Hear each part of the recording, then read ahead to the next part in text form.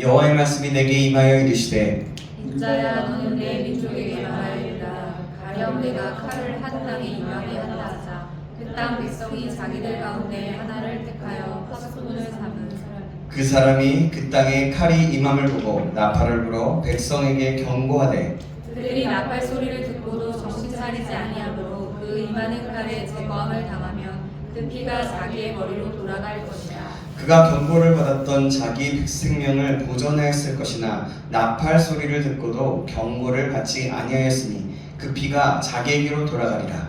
그러나 칼이 임함을 파수꾼이 보고도 나팔을 불지 아니하여 백성에게 경고하지 아니하므로 그 중에 한 사람이 그 임하는 칼에 제거당하면 그는 자기 죄악으로 말미암아 제거되려니와 그 죄는 내가 파수꾼의 손에서 찾으리라.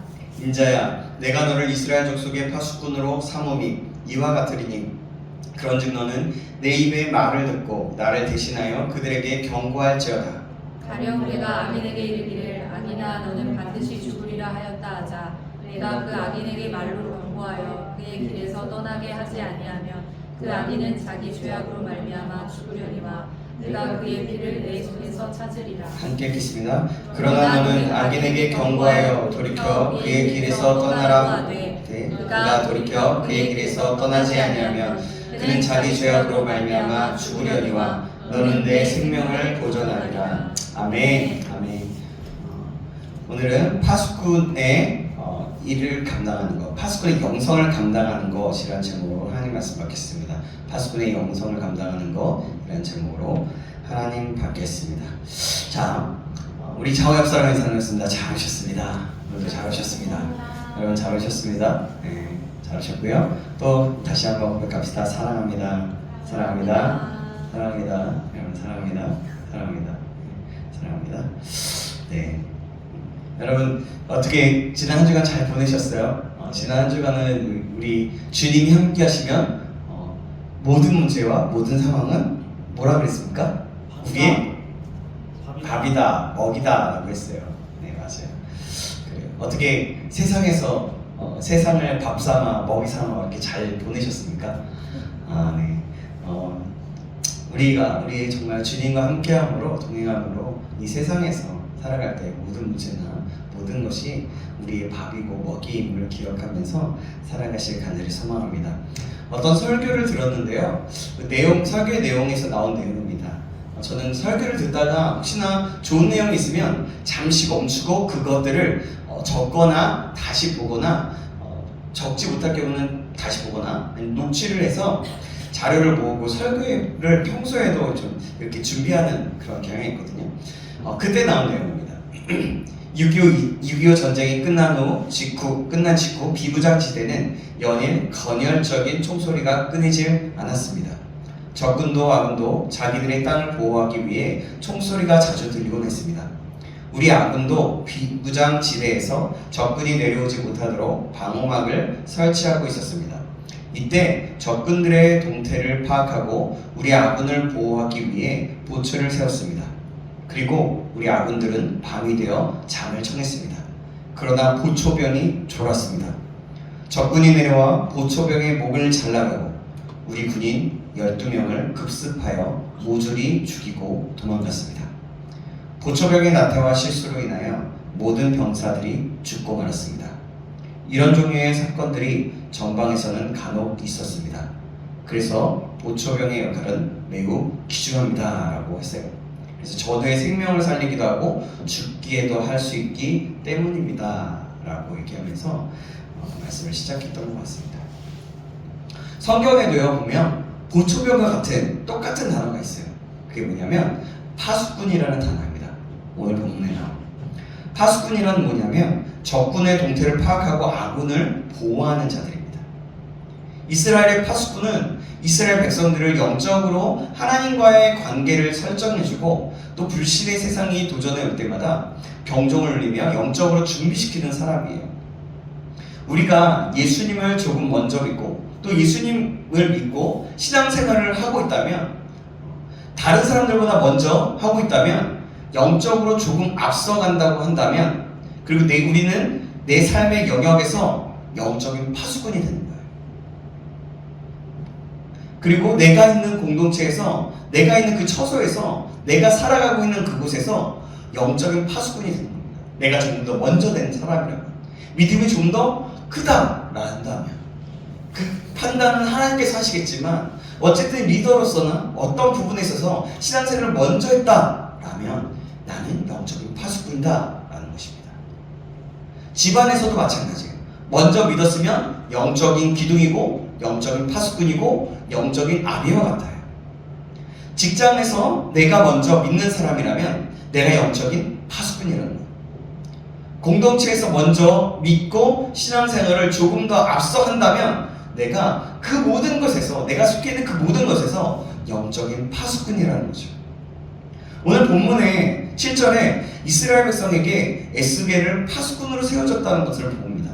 자, 7절 말씀 보시겠습니다. 제가 읽겠습니다. 인자야, 내가 너를 이스라엘 족속의 파수꾼으로 삼음이 이와 같으니라. 그런즉 너는 내 입의 말을 듣고 나를 대신하여 그들에게 경고할지어다. 아멘. 이렇게 말하겠어요. 여러분, 사랑하는 여러분, 내가 거하는 처소에서 내가 영적인 파수꾼으로서의 어떻게 역할을 잘 감당할 수 있어요, 그러면? 에스겔을 이렇게 파수꾼을 세웠는데요. 또 직장에서, 또 아니면 학교에서 먼저 믿는 그런 성도, 신자, 그러니까 믿는 청년으로서, 크리스찬으로서 영적인 파수꾼의 역할을 어떻게 감당할 수 있겠습니까? 내가 소속된 그 공동체에서, 내가 있는 어디에서든지 내가 먼저 그 신앙 가운데 있다라면 그 처소에서 내가 어떻게 영적인 파수꾼으로서의 일을 감당할 수 있을까요? 그 영성을 감당할 수 있을까요? 자, 첫 번째입니다. 세 가지로 오늘 말씀드릴게요. 첫 번째로는 우리의 처소에서 영적인 파수꾼의 영성을 감당하는 것은 먼저 깨어 있어야 하는 겁니다. 우리가 너무나 잘 아는 말이죠. 깨어 있다는 거예요. 파수꾼은요, 아까 얘기했지만 적군의 동태를 알아차리기 위해서 항상 깨어 있어야 돼요. 적이 공격해 오는지 어떤 작전 중인지 알아야 합니다. 그러기 위해서 망원경을 보면서 봐야 되고 주변을 살펴야 되는 거예요. 그렇게 깨어 있어야 되는 거예요. 잠을 자면 안 된다는 거죠. 또 경고의 나팔을 불기 위해서는 깨어 있어야 된다는 겁니다. 우리 7절을 다시 한번 봅니다. 에스겔을 이스라엘의 영적인 파수꾼으로 하나님이 세워주셨어요. 그리고 하나님이 에스겔에게 말씀을 주시면 에스겔은 백성에게 경고를 합니다. 에스겔이 깨어있지 않으면 하나님의 음성을 듣지 못하고 하나님의 경고의 나팔을 불 수가 없어요. 그래서 파수꾼은 깨어있어야 된다는 거죠. 여러분, 감리교회의 창시자라고 말하는 그 청교도 중에 하나, 요한 웨슬레라는 사람이라고 많이 들어봤을 겁니다. 존 웨슬레라고 또 얘기하죠. 신앙 각성의 그가 있었던 그 신앙 각성의 일화의 내용이에요. 미국 선교여행에서 실패하고 허탈한 마음으로 안고 자기 고향인 그 영국으로 배를 탔습니다. 배가 심한 풍랑으로 인해서 위험에 처해 있어요. 승객들은 죽는다고 함성이 났습니다. 웨슬리도 배 한 귀퉁이에서 시시각각으로 쬐어오는 그 죽음의 공포 앞에서 마음을 졸이고 있었어요. 이때 배 어느 모퉁이에서 우렁찬 소리가 들리는 거예요. 찬양하는 소리가 들리는 겁니다. 웨슬리는 자신도 모르는 사이에 소리가 나는 곳으로 발걸음을 옮겼어요. 그것은 자기와 같은 기독교인이 바로 모라비안 교도라고 말하는 그런 교도들의 찬송이었습니다. 이렇게 모라비안 교도들은 굉장히 그런 신앙을 지키는 사람들이었어요. 그들은 영적으로 깨어 있었습니다. 그들의 찬송은 생기가 있었고 그들의 얼굴은 두려움 대신 기쁨과 평화로 빛났습니다. 영적으로 깨어있는 그들의 기도에는 힘이 넘쳤습니다. 순간 웨슬리는 무릎을 꿇고 자신의 믿음이 없음을 하나님 앞에서 철저하게 회개했다고 해요. 모라비안 교도들의 도전을 받고 웨슬리는 제2의 신앙 부흥운동을 일으키고 감리교의 창시자가 됩니다. 모라비안들은 성난 파도가 배를 삼킬듯이 흉흉한 공포의 도가니 그 속에서도 영적으로 깨어 있었어요. 그래서 뱃속에 있는 사람들에게 뱃속에 있는 사람들을 막 요동치고 막 호들갑 떨고 어떻게 내가 죽게 됐어 막 이렇게 할 때 영적으로 깨어있어서 그들에게 영향력을 끼칩니다. 그리고 그들을 안정시키며 위로를 합니다. 그리고 평화를 선포합니다. 이들이 바로 영적인 파수꾼의 역할을 감당했다고 보는 거죠. 여러분, 하나님 안에 있으면 이렇게 평안은 있어요. 어떤 상황에서도 어떤 관계와 상관없이 주님 안에 내가 있다. 그리고 갑자기 급습하는 두려움이 있을 수 있습니다. 그러나 그때마다 하나님을 바라보고 찬양하는 거예요. 그들이 그래서 선한 영향을 끼치면 감리교의 창시자의 요한에스라가 다시 한번 각성하면서 다시 한번 회개하면서 그런 일들을 나타냈던 거죠. 그렇습니다. 파수꾼은요, 영적으로 경고할 뿐만 아니라 영적으로 도전을 하고 영적으로 깨우침을 주어야 하기 때문에 깨어 있어야 되는 겁니다. 영적인 파수꾼은 자신이 처해 있는 그 처소에서 파수꾼의 역할을 잘 감당하기 위해서 영적으로 그렇게 깨어 있어야 된다는 거죠. 깨어 있어서 영적으로 하나님의 음성을 듣고 전해 주어야 하는 겁니다. 그래서 말하는 게 영적으로 깨어 있어야 된다는 거죠. 영적으로 깨어있다는 것은 기도하면서 하나님이 공동체에 무엇을 말하는가를 알아차리는 것입니다. 내가 처해있는 공동체가 어떤 상황인지 하나님의 입장에서 하나님의 의도를 알아야 된다는 겁니다. 깨어있는 자만이 하나님의 음성을 들을 수 있기 때문에 그래요. 어떻게 보면 저도 마찬가지고 이 앞에서 찬양하는 사람들도 마찬가지고 인도를 하는 사람이건 우리 공동체는 다라고 생각합니다. 각자가 영적인 파수꾼이라는 겁니다. 그래서 하나님의 뜻은 이 공동체를 향한 하나님의 뜻은 무엇인지 기도하고 깨어있고 하나님 앞에 머물고 하나님의 음성을 들으려고 노력하고 달려가야 된다는 거죠. 1923년 영국에서 대서양을 횡단하는 초호화 유람선이 있었습니다. 뭔지 아세요? 타이타닉호가 있어요. 타이타닉호가 빙산을 들이받아서 침몰하기 시작했을 때요, 그것에 불과 50km, 약 50km 떨어진 곳에서 캘리포니아호가 항해를 하고 있었대요.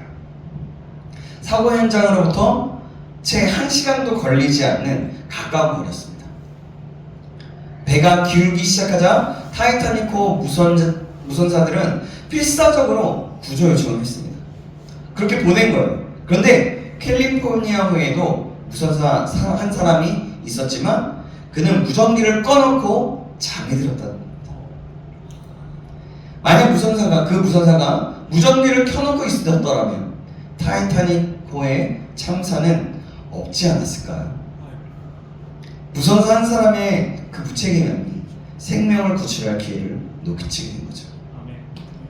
무선사가 잠에서 깨어있어야 하듯이 영적인 파수꾼도 영적인 잠에서 깨어있어야 됩니다. 영적인 파수꾼이 침체되거나 잠을 자서는 안 된다는 거예요. 영적인 나태는 바로 영적인 잠이 되는 겁니다. 내가 영적으로 나태있다? 그럼 나는 잠을 자고 있구나. 영적으로 잠을 자고 있구나 라고 생각하면 돼요. 그래서 깨어나야 됩니다. 늘 깨어있으랴 잠들지 말아라, 그렇게 말씀하고 있잖아요, 성경에. 영적인 파수꾼이 또한 깨어있다는 것은 기도의 삶에서 쉬지 않는다는 겁니다. 내가 있는 그 처소에서 하나님의 음성을 들려주기 위해서 기도하며 깨어있는 거죠. 사랑하는 여러분, 영적으로 깨어있으면서 하나님의 음성을 듣고 그 음성을 선포하면서 영적인 파수꾼의 일을 잘 감당할 수 있기를 주님의 이름으로 축원합니다. 아멘. 저와 여러분은 아까도 말씀드렸죠? 우리 공동체에서 저와 여러분 한 사람 한 사람은 모두 다 영적인 파수꾼인 거예요. 그럼 두 번째 이야기하겠습니다. 두 번째, 우리의 삶의 처소에서 영적인 파수꾼의 그 영성을 감당하는 것은 먼저 그 나팔을 불어서 백성에게 경고해야 된다는 겁니다. 내가 있는 처소에 대한 그 하나님의 음성을 듣고 하나님의 뜻을 발견했으면 하나님의 나라가 내가 있는 그 처소에 임하도록 하기 위해서 하나님의 복을 받는 곳이 되도록 하기 위해서 백성에게 경고의 나팔을 불어야 된다는 거예요. 하나님의 계시의 음성을 들려줘야 돼요. 이게 되게 제가 언어가 좀 이렇지만 뭐냐면 하나님이 나에게 주신 마음을 공동체에 나누라는 거예요. 백성을 보호하기 위해서 경고의 나팔을 부르라는 겁니다. 백성을 적의 공격에 대비시키기 위해서 경고의 나팔을 부르는 거예요. 그래서 저는요, 기도하다가 떠오르는 사람이 있으면 그 사람에게 꼭 연락해요. 혹시라도 그 사람이 어떠한 영적인 어떤 영향력이나 어떤 삶에서 문제나 어려움이 있지는 않은지. 그래서 여러분, 마찬가지예요. 여러분들도 마찬가지예요. 여러분의 삶 속에서 혹시나 기도하고 있을 때, 우리 공동체를 위해서 기도하고 있거나 한 사람 한 사람의 이름을 불러가고 기도하고 있을 때 그 사람이 생각나고 절 떠나지 않는다면 그 사람을 위해서 더 기도하면서 그 사람을 향한 하나님의 마음을 또 구하고 또 그 사람에게 연락해요. 무슨 일이 있는 건지. 자, 가끔 그래요. 어떤 사람 연락을 받았던 사람들도 있었을 겁니다. 어쨌든요. 그러니까 보면, 자, 그렇게 우리가 나팔을 부는 거예요. 보면 에스겔서 33장 3절에 파수꾼은 뭐라고 하냐면 나팔을 불러 백성에게 경고하되 라고 했습니다.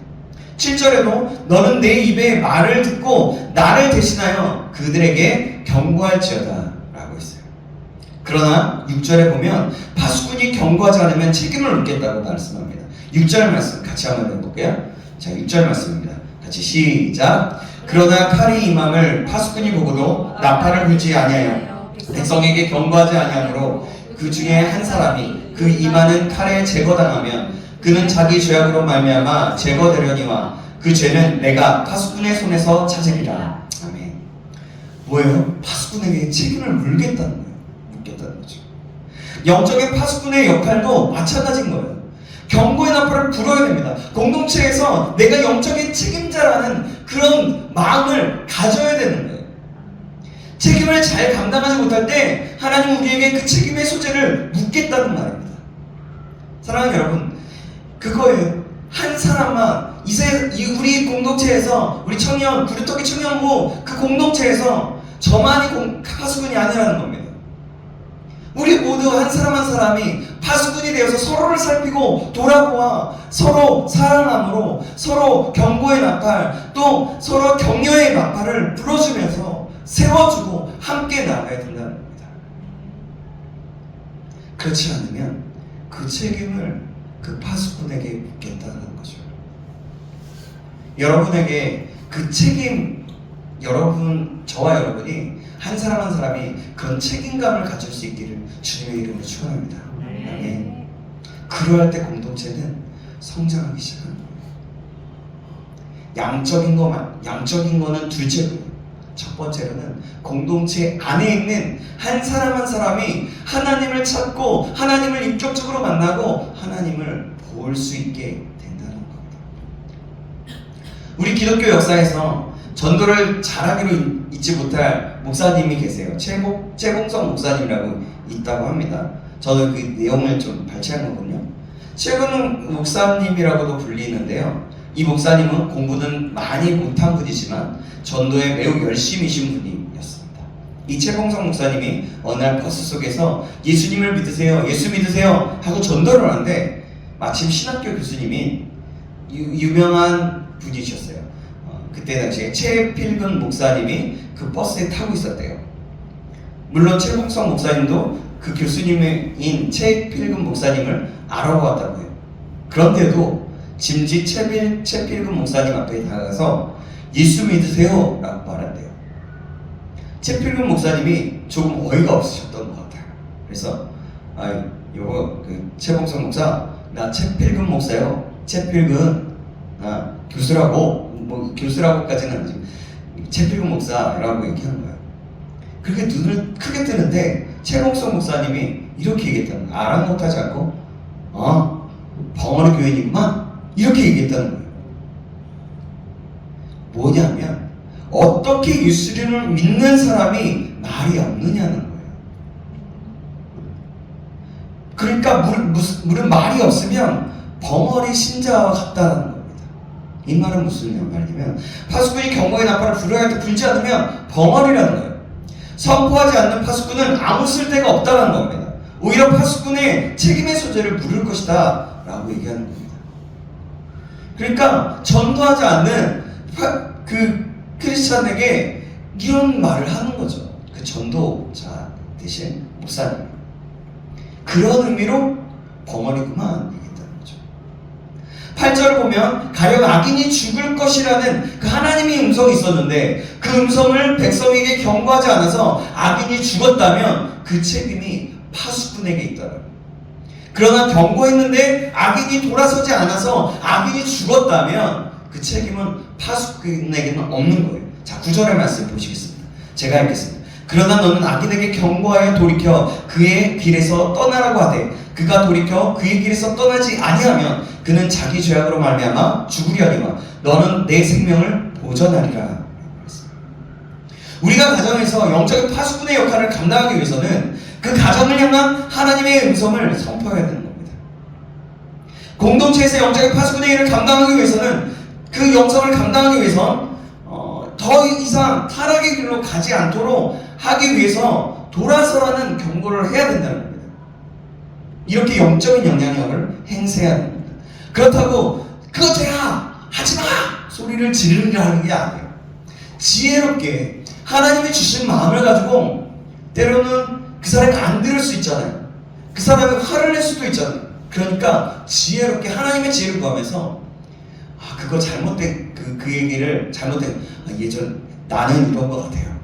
좀 이러면서 아이메시지라든지 아니면 좀 더 그 사람이 잘 알아들을 수 있도록 자신이 스스로 찔리도록 할 수 있는 지혜가 또한 필요하겠죠. 근데 여기서 말하는 거는 이 경고는요 그러한 부드러운 말은 아니에요. 책망하고 채찍질하고 이거 잘못됐어 라고 얘기하는 거죠. 돌이켜라 라고 얘기하고 선포하는 겁니다. 파수꾼의 사명은 백성의 생명을 보존하는 거예요. 백성들을 돕는 겁니다. 이것이 파수꾼의 사명이거든요. 파수꾼이 선포하지 않으면 모든 사람이 다 죽을 수 있습니다. 파수꾼이 침묵으로 있으면 공동체의 영혼들은 죽게 되는 겁니다. 사탄은 영적 약탈을 강행할 것입니다. 파수꾼은 경고할 뿐만 아니라 돌볼 책임도 있는 거예요. 사랑하는 여러분은 어떤 공동체의 파수꾼입니까? 나를 그 공동체에서 먼저 믿음으로 세워주신 것, 또 내가 먼저 남들이 보지 못하는 것들을 보게 하신 것, 하나님이 나를 통해서 파수꾼으로 사용하시기 위함인 줄 믿으시기 바랍니다. 그러면 그거에 대해서 얘기하고 나누는 것. 이제 파수꾼의 사명을 감당하기 위해서 닫힌 입을 여시기 바랍니다. 그냥 조용히 있는 게 아니에요. 얘기할 때는 얘기하고 하는 거죠. 파수꾼의 입을 열어서 공동체의 영적인 각성을 또한 일으킬 수 있기를 바랍니다. 그거는 누구에게만 국한된 것이 아니라는 겁니다.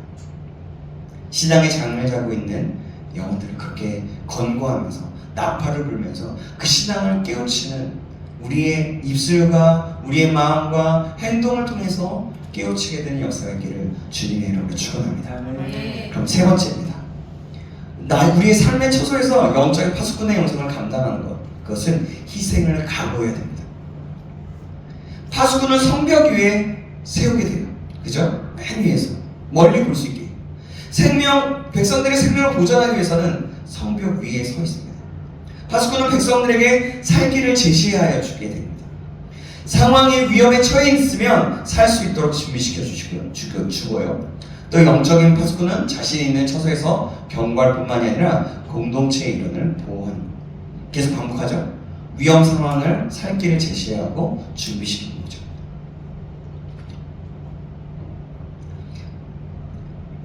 좋은 소식이 있으면 제일 먼저 백성들에게 알리고 공포하기도 하고 또 백성들을 때로는 위로합니다. 잘못으로 가면 또 백성들을 회개시켜서 하나님께로 돌아오게 하고 있습니다. 이런 일을 감당하기 위해서는 이런 영성으로 하나님의 뜻을 이루기 위해서는 적군에게 가장 먼저 노출되기 쉬워요. 파수꾼은 적군에 의해서 가장 먼저 희생당할 수 있는 자입니다. 그래서 영적인 파수꾼의 역할을 감당하기 위해서는 희생의 각오가 있어야 됩니다. 1939년 뉴욕항을 떠나서 독일로 가는 배에 한 청년이 승선했습니다. 본 회퍼라는 목사님입니다. 굉장히 유명한 신학자이자 또 우리가 알고 있는 기독교 세계관에 아주 기초를 쌓은 분입니다. 그가 아직 젊은 나이에 독일로 가는 그 이유가 있었습니다. 당시 독일은 히틀러 정권에 의해서 세계대전에 광분해 있었고 또 유태인 대학살과 같은 인류 역사상 가장 끔찍한 만행을 저지르고 있었어요. 그러나 안타깝게도 독일의 교회는 이런 비인간적인 그런 만행을 바라보면서도 어떻게 하고 있었냐면 침묵하고 있었던 거예요. 아니 오히려 히틀러 만세를 외치고 있었습니다. 이런 독일 교회의 잠을 깨우고 하나님의 공의를 선포하고자 그는 유유히 조국의 독일로 향했던 겁니다. 그날 그의 일기장에 다음과 같은 내용이 기록되어 있었어요. 나의 장래에 대하여 그동안 파도처럼 일던 몹시도 불안해하던 마음이 이제 잔잔해졌다. 이는 내가 갈 길을 확실히 알게 되었기 때문이다. 독일로 간 그는 나치의 정말 그 학살을 침묵을만 지키고 있었던 교회들을 일깨우고 히틀러의 재산을 공격했습니다. 그리고 그 유명한 바르멘 선언을 했어요. 기독교적으로. 그런데요. 그 결과 어떻게 되냐면 투옥되고 맙니다. 그의 탁월한 학문적 재질을 알고 있었던 미국의 교회는 그를 구출하려고 애를 썼어요. 그러나 보네포는 유니온 신학교 교장에게 다음과 같은 서신을 띄었다고 합니다. 나는 내가 독일에 돌아온 것을 조금도 후회하지 않고 힘차게 일하고 있습니다. 그리고 내가 여기서 해야 할 일이 무엇인가를 분명히 알고 있습니다. 그렇게 얘기합니다. 그는 결국 몇 살 때 젊은 나이에 교수대로 끌려갔냐면 39세 젊은 나이, 저보다도 어려서요. 39세에 젊은 나이에 교수대로 끌려가 이슬로 사라지게 되죠. 사형을 당하게 됩니다. 그러나 보네포는 행복한 하나님의 사람이었고 성공한 하나님의 세우신 목사님이었습니다. 독일 교회의 파수꾼의 역할을 제대로 감당했기 때문이었습니다. 내가 처있는 초소에서 파수꾼의 일을 제대로 감당하기 위해서는 이러한 고독을 때로는 경험하기도 합니다. 홀로 고뇌를 겪기도 하고 심지어 내가 뭔가에 공격당하는 듯한 외로움과 힘듦과 그런 희생을 각오해야 되는 피해를 가하게 되는 그런 일을 당하기도 합니다. 내가 있는 공동체에서 영적인 각성과 영적인 권면과 영적인 지도를 하면서 파수꾼의 역할을 제대로 감당하다가 우리는 희생을 당하는 경우도 있게 돼요. 욕을 얻어먹을 수도 있어요. 그러나 그것이 하나님의 뜻이라면 우리의 인생은 결코 실패가 아닐 겁니다. 사랑하는 여러분, 우리는 내가 속해 있는 그 처소에서 영적인 파수꾼인 줄 믿으시기 바랍니다. 기억하십시오. 하나님께서 나를 이곳에 세워주신 것은 영적인 파수꾼의 역할을 감당하라고 하신 줄 믿으시기 바랍니다. 영적인 파수꾼의 역할은 무엇입니까? 공동체에서, 가정에서, 직장에서, 내가 처해 있는 그 처소에서 영적인 영향력을 끼치는 거예요. 영적인 권면도 하는 겁니다. 영적인 위로도 하는 거예요. 내가 혹시라도 그 위로의 은사가 있으면 위로를 하는 거예요. 권면의 은사가 있으면 권면하는 거죠. 또 도전을 주는 뭔가가 있으면 도전을 하는 겁니다. 그렇게 영적으로 각성시키는 거예요. 여러분, 영적인 각성이 아주 크고 위대하고 막 이런 것만이 아니에요. 영적인 각성은 우리에게 작은 것에서도 깨달음을 주는 것, 선한 영향력을 끼치는 것조차도 영적인 각성인 겁니다. 또 말씀 속에서 내가 회개해야 될 것들, 내가 느끼고 하나님이 깨닫게 해주신 것이 있다면 이것도 말씀 속에서 나를 깨워주는 영적인 각성을 허락해 주시는 겁니다. 여러분, 영적인 각성이 꼭 기억하세요. 그렇게 큰 것만이 아니라 작은 것이 모여서 큰 것이 되듯이 바로 그런 겁니다.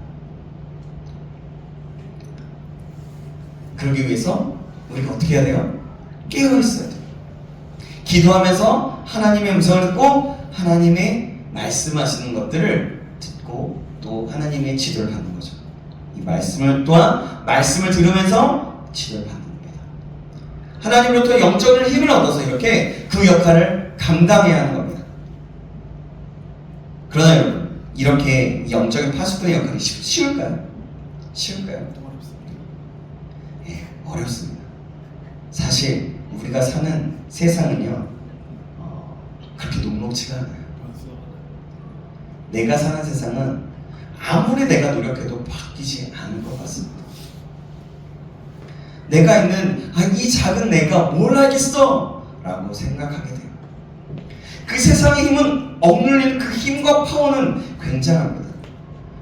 우리를 굉장히 위협할 거예요. 때로는 우리에게 되게 위기의식을 갖게 하면서 도망가게끔 할 때도 있고요. 두려움을 줄 겁니다. 희생을 해야 할 때도 있어요. 그러나 여러분 꼭 기억하십시오. 하나님은 결코 자신의 영적인 파수꾼을 홀로 두시지 않는다는 겁니다. 친히 도우시고 친히 힘을 주어서 능히 감당할 수 있는 지혜와 능력을 주신다는 겁니다. 하나님을 백그라운드로 삼고 하나님을 나의 아버지로 삼고 영적인 파수꾼의 역할을 잘 감당하시기를 주님의 이름으로 축원합니다. 네. 지난주에 말씀드렸다시피 하나님이 함께 하실 때 이 세상은 밥이 되는 겁니다. 아멘. 아멘. 찬송가 212장에 보면 영적인 파수꾼으로의 사명을 잘 감당하는 자의 기도가 나와 있어요. 그 가사를 보면 겸손히 주를 섬길 때 괴로운 일이 많으나 구주여 내게 힘을 주사 잘 감당하게 하소서. 2절에 보면 인자말을 가지고 사람을 마시키며 갈 길을 잃은 무리를 잘 인도하게 하소서. 아멘. 이렇게 고백하고 있어요. 여러분, 지금의 말씀이 저의 말로 들으시지 말고 하나님의 음성으로 들어보시기 바랍니다. 우리가 먼저 믿고 내가 조금 더 신앙적으로 좀 더 이렇게 크다라고 생각되었다면 뭔가가 다른 사람의 뭔가가 보이고 공동체 뭔가가 보인다면 내가 속해 있는 모든 것에서 그곳에서 뭔가가 다른 사람이 보지 못하는 뭔가가 보인다면 내가 있는 그 처소에서 내가 할 수 있는 그 작은 것부터 인도하여서 영적으로 집비시켜야 할 영적인 파수꾼이라는 것을 꼭 기억하고 그것을 감당해 보는 거죠. 그래서 그럴 때 나의 처소의 사람들의 영적인 책임은 먼저 믿는 우리의 모습, 우리의 어깨에, 우리의 자리에서 우리의 이름이에게 달려 있는 것이라는 거죠.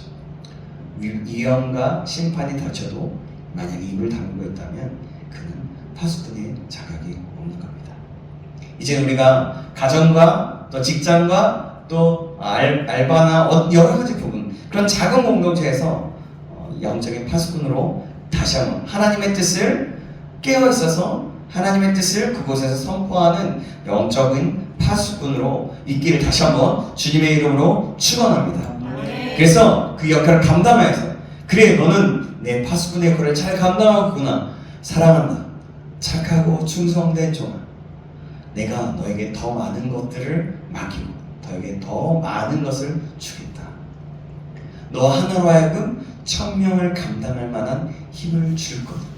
라고 하나님은 말씀해 주시겁니다. 저와 여러분 꼭 기억하고 이 영적인 파수꾼의 영성 깨어있고 또 뭐예요? 기도하고 또 뭐예요? 희생. 그쵸? 기도하고 희생하고. 근데 거기서 기도하는 것뿐만이 아니라 나팔을 부는 거예요. 전하는 거죠. 전도의 삶이라고도 말할 수 있겠죠. 그럴 수 있기를 다시 한번 주님의 이름으로 축원합니다. 기도하겠습니다. 살아계신 하나님 아버지 감사합니다. 오늘 말씀을 통해서 하나님 우리가 영적인 파수꾼의 영성을 어떻게 감당해야 될지 알게 하시고 다시 한번 아버지 인도하여 주심을 감사드립니다. 이것을 기억함으로 하나님 나에 있는 자리에서 영적인 파수꾼의 역할을 잘 감당할 수 있도록 그 아버지 그 영성을 가지고 나아갈 수 있도록 깨어 있어서 기도하며 또한 아버지 하나님 나팔을 불어서 다른 사람을 아버지 세워주고 도와주고 나팔을 선포하면서 또 때로는 희생을 각오하면서 나아갈 수 있는 그런 믿음의 사람 될 수 있도록 인도하여 주시옵소서. 살아계신 예수님의 이름으로 기도합니다. 아멘.